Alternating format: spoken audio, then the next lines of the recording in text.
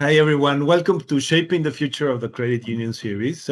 This is a series that will be dedicated to exploring some of the critical challenges that credit unions are facing today, and also what every challenge brings opportunities. So, what are those opportunities that come together? So, we will deep dive on each of the topics that the industry is facing.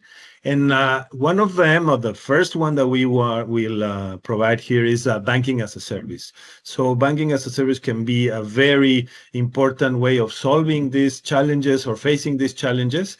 And then we will go into other topics as we go during the series.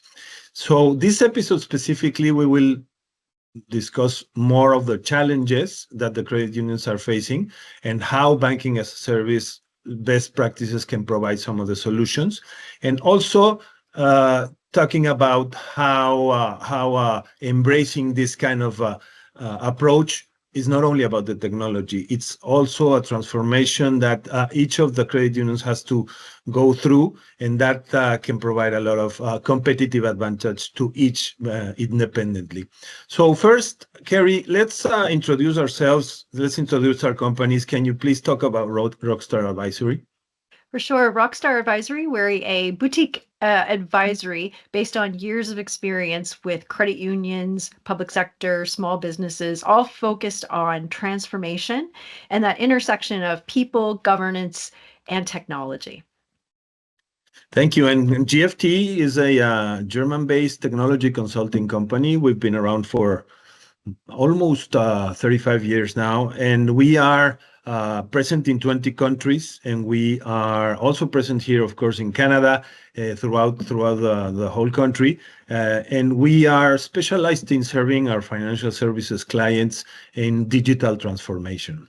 So let's jump into the challenges, right? So the challenges that we know that the credit unions have longly been successful. They have thrived serving the membership and offering very personalized financial services. However, there are disruptors or new entrants to the market that are really competing, such as fintechs, such as neobanks, and of course we have the larger banks that are always a factor to consider. So let's talk about what's the first challenge, Carrie, that comes to your mind that is currently being faced by credit unions. Well, I think a lot about technology debt, and especially at the core banking level. I recently went through a very significant transformation with credit unions. And when we think about it, all starts from the data that's in those systems and that touch all aspects of how they do banking. So we're dealing with the longer this goes, the more complicated and the tougher it is. But credit unions are similar to banks. They are using these outdated technologies, but they don't necessarily have the resources or the funding or all of the aggregation to make really big, significant changes. Yeah, and you mentioned data, and data comes also with integration with other systems, other solutions that have to be in place. And we're talking now, for example, about how to integrate with newer or modernize regarding payments, right? Payments is a very important trend, very important that is coming in the near future. So real-time payments, for example, and ISO 20022 compliance is something that needs to be in place to be able to keep up. And this is part of the integration with the current legacies is not easy.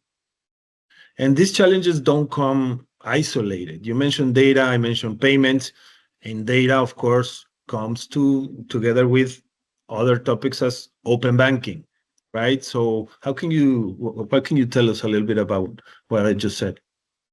Well, when we think about payments, they're the lifeblood of digital banking. And it takes, at least I know in the systems that I was working in with credit unions, it could take up to 6 companies to make one payment happen. And so that's a big integration in an ecosystem of several partners, lots of data, all moving to make one thing happen. And it is complicated. So as things are modernizing, credit unions have a real big challenge to make sure the data is going in the right direction, is being modernized, that our partners are also in sync, And they have that whole approach, like a whole ecosystem approach. So bank as a service can be really helpful to think in that holistic way. Yeah, of course. And open banking, we have seen a very slow progress, and there's a lot of a lot of frustration, I would say, sometimes about that. But we have to be very clear that we have to start going into that direction. This is going to happen. This is going to come, and this is something that credit unions and all the financial services organizations have to start working on preparing for that. And preparing for that means, for example, modernizing in terms of API management, right? And also, again, we are going to mention data again because it's a key. It's the blood that circulates through the body, right? So if data management is not there, if the quality of the data or how to leverage the data that we will be able to uh, absorb or intake from the other organizations, if you're not able to really leverage that, that doesn't make sense. You're not going to be able to provide an added value to your membership, right? Absolutely. And I think the other piece of this is that there's a competitive element as well. So being in an open banking ecosystem and having the right data means you can also offer products and services that might be attractive to all kinds of other members or customers. So we think about it defensively, and we do need to think because those global players will come to our doors. But it's also an opportunity for credit unions to think about all the members they don't have that they can reach. But you have to be playing in that space. And I love the statement you said about thinking about it defensively. And we almost always think defensively about regulatory compliance, right? That's Yes, being all the time in defense. But I mean, it has to happen. There's no option there. But the difference is how you tackle it, how you really make sure that you are managing that in a cost efficient way. But also there's data involved in that compliance. So that same data, how can you use it to your advantage for providing better or more personalized services to your members, right? So it all comes together. Again, we said these challenges, yeah, we can talk about them separately, but they're very tied together. And yeah, and there's also barriers that we have seen, right? There's barriers that are inherent to some of these processes. So there's a lot of budget constraints. There's a lot of not being able to do this kind of transformation on an individual basis. But there's a way to do, and as we have said before, credit unions characterized to work in working together. They really know to work together. So this kind of transformation is I would say, an opportunity for system-wide collaboration, right?